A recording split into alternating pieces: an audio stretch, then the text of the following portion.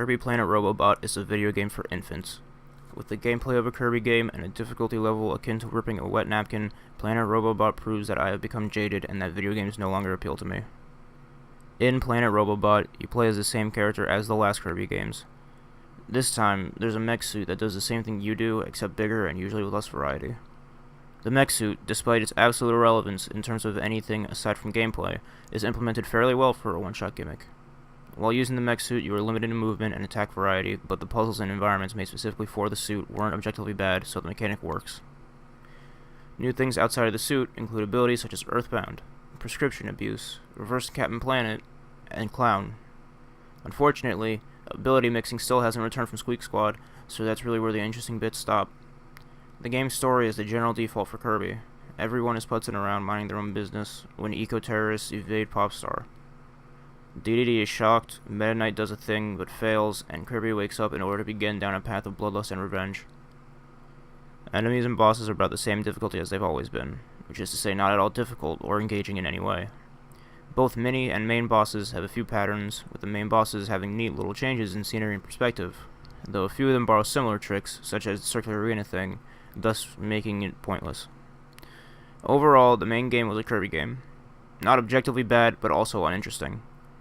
It works as a video game, which is more than can be said about some other AAA video games, and I'm sure Kirby fans will enjoy it. I was a Kirby fan at one point. Apparently that stopped either sometime before or during the course of this game. It's not a bad game by any stretch, I just didn't find it interesting. Perhaps I have a case of nostalgia goggles clouding my vision here, but I vaguely remember some of the older games having some mild challenge. Canvas Curse wasn't this easy. Amazing Mirror had secrets that were actually out of the way. Every time I thought I was being clever, it would turn out that below the edge of the stage was just a kill pit, and I was an idiot for looking for hidden doors. I know for a fact it's my fault for expecting a mainline Nintendo series, specifically the one intended for the least experienced crowd, to have any semblance of challenge or innovation. In the Kirby tradition, the only thing separating this game from the others is a gimmick that, while being well woven into the framework of the game as a whole, is still only a gimmick and won't come back for the next Kirby. As of this video, I haven't completely beaten the game.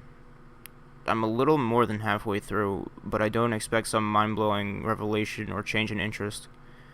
Kirby Planet Robobo-bo is a game made for those who are unsure of just how jaded they've become. I have to say that at least give me that. The realization that I no longer enjoy Kirby games, and that expectations have ruined me for anything I want to enjoy. My opinion is nil, however, as the global gaming zeitgeist will make a decision regarding the game's quality. As of right now, it's sitting somewhere around an 80 on Metacritic.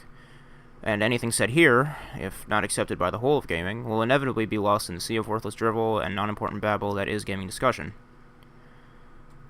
Finishing remarks, Kirby Planet Robobo-bo. Is it fun? Yeah, I suppose it is if you still enjoy Kirby. There isn't much deviation from Kirby, so if you like Kirby, then you will enjoy Kirby Planet Robobo. Is it challenging? Not in the slightest, unless you're playing with a self-imposed challenge, such as seeing how long it takes before you hit the power button out of boredom. Would I recommend it? No. If you want a fun, engaging platformer with decent challenge, memorable, lovable characters, and a decent amount of polish and replayability, go play Shovel Knight by Yacht Club Games. If you want a game that exists because Nintendo doesn't want to release a good Metroid, F-Zero, Earthbound, Punch-Out, or Golden Sun game, despite those games having been on some form of hiatus for years, due to a presumed lack of interest and marketability on Nintendo's part, or want a game that holds your hand so aggressively that your arm will be sore by the end, play Kirby Planet Robobo-bo. I award this game nothing, and bite my thumb at Nintendo.